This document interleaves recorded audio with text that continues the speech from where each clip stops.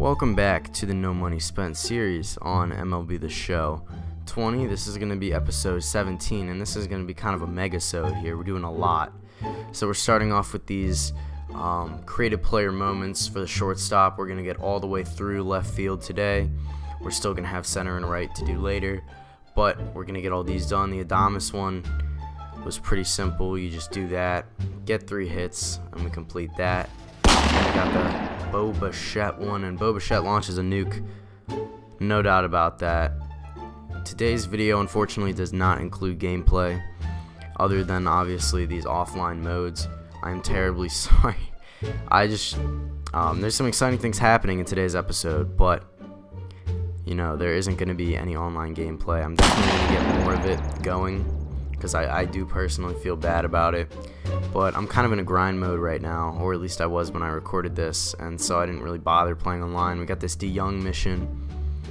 We end up just barely getting it over that wall in Camden Yards. That's going to go ahead and get us that moment done.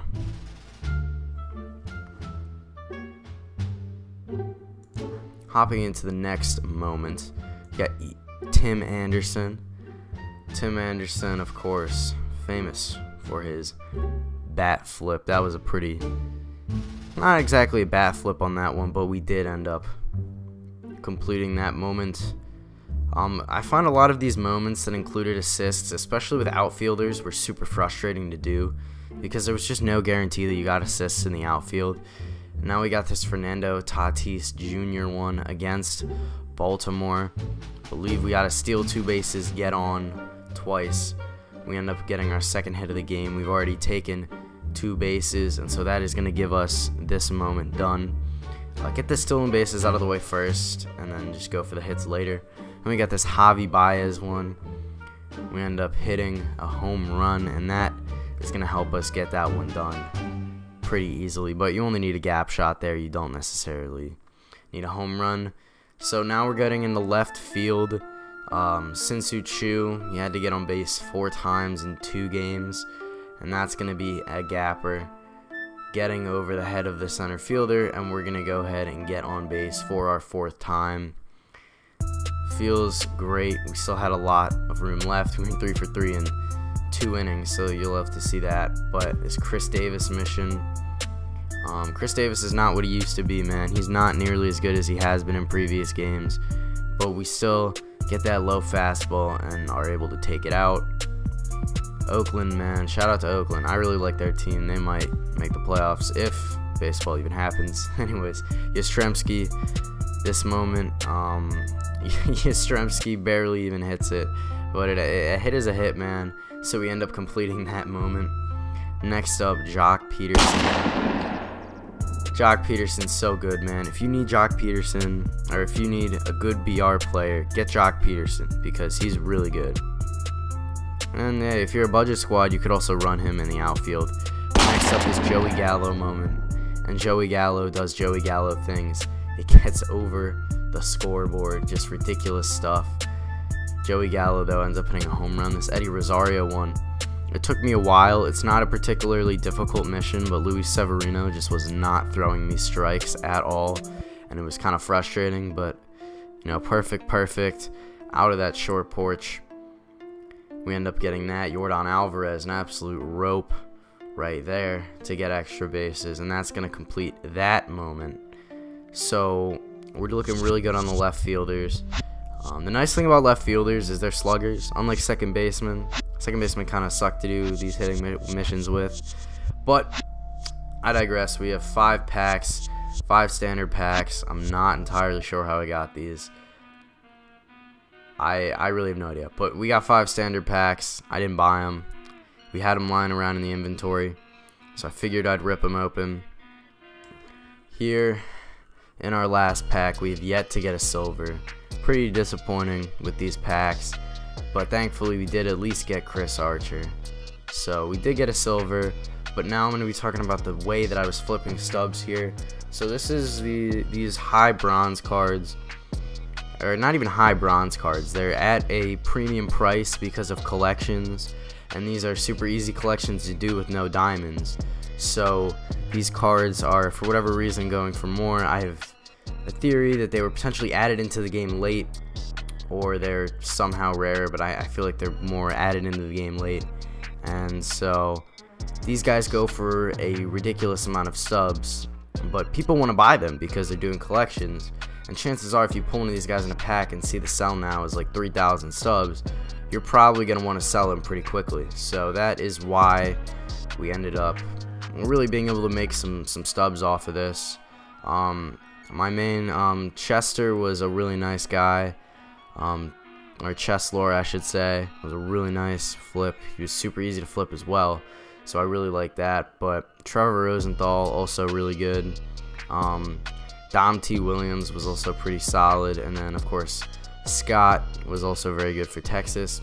And again, these are just cheap collections, and that's the only reason why they go for so much.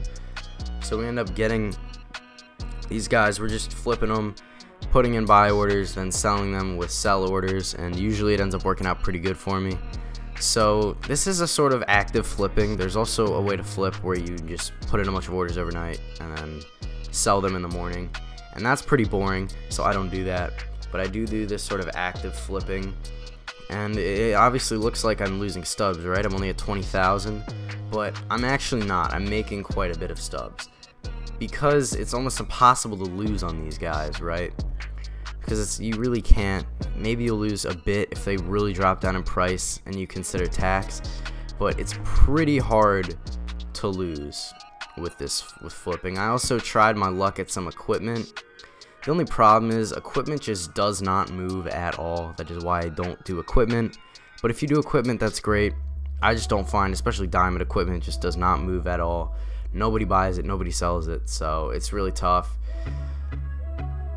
And we're back flipping. So this is really just a time-consuming thing that you have to do. It's gonna take a sec, but you are gonna make stubs. And if you're struggling playing the game, maybe you're just not, your showdowns aren't working out, and you just want to go ahead and just sit back and make some stubs, this is definitely a way to do it.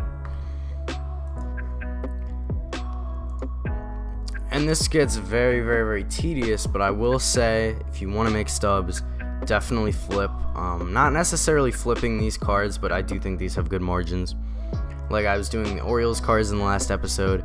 Really anything that you find solid margins on, definitely make sure that you're flipping them. But be careful, because you can get a lot of these guys and have them stuck, especially with these bronzes that don't really technically have value. Their value is super reliant on people that want to buy them for collections. So you have to make sure that you're not buying too many, and then you can't sell them, and then they potentially go down in price. So just make sure of that. And the other thing to make sure when you are flipping is that you have the best order, the most optimal order in there. Because if somebody outbids you and you don't have the optimal order, you're never really gonna get these guys sold. Anyways, we're hopping into some of these outfield missions that I found super easy. Malik Smith was a really easy one. So this Mark Kana mission, pretty simple. You just got to hit a home run, and we ended up doing that.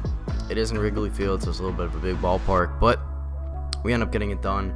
I believe the next one we're gonna do is Showdown. Actually, we're gonna do Showdown. I wanted to show you the unsuccessful side of Showdown. We took a 14-15 loss.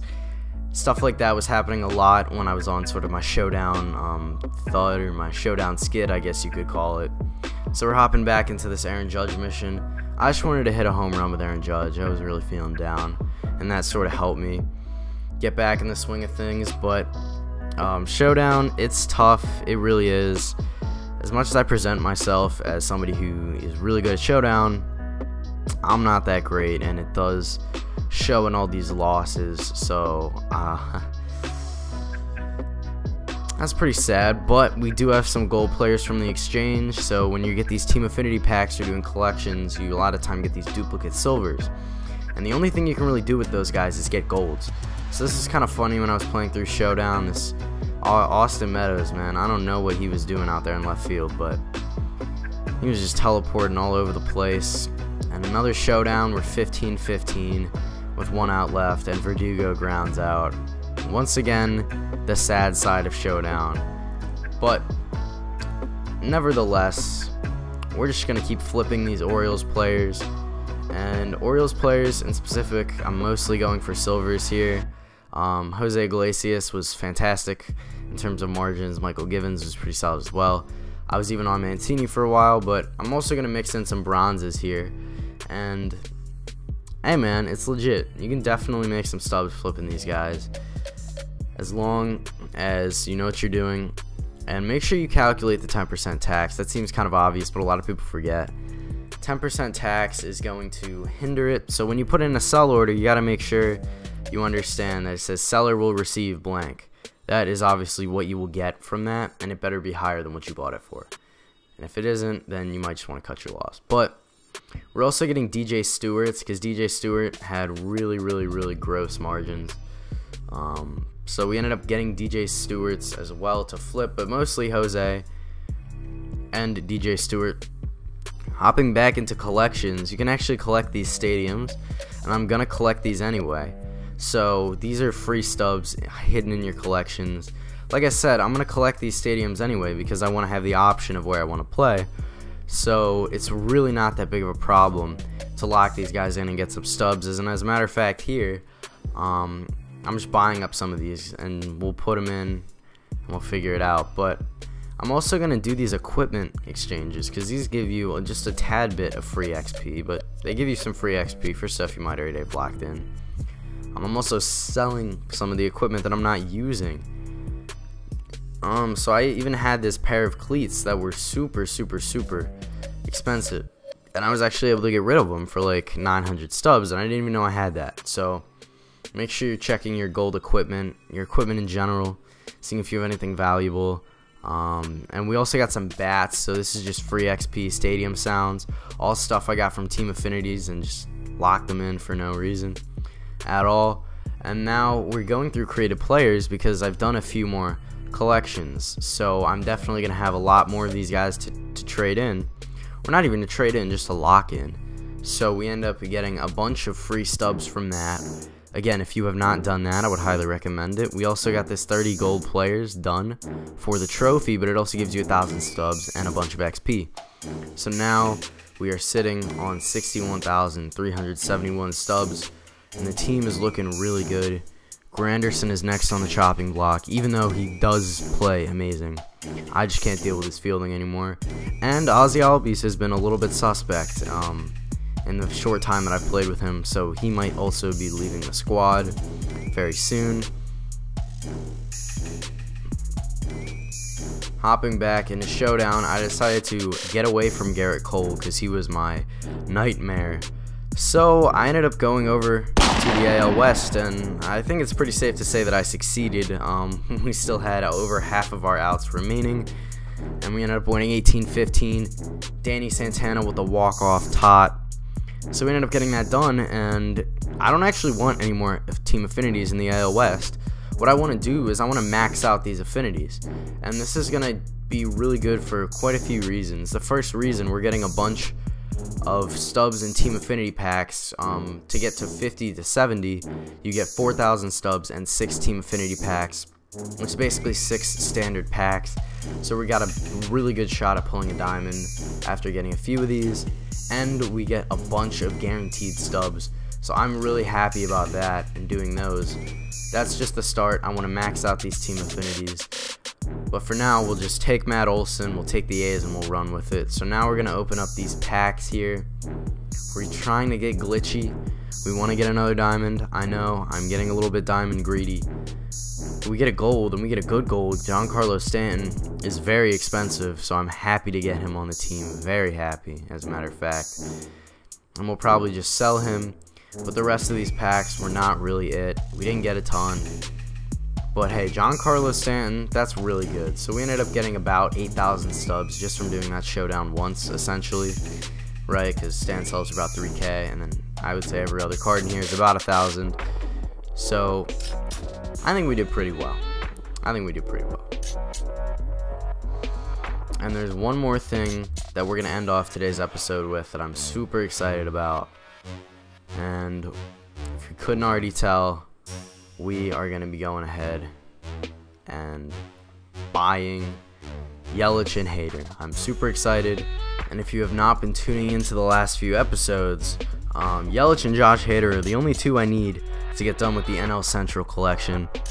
So we will end up getting Willie Stargell in the next episode. Unfortunately, for right now, I'm going to have to end off today's episode here.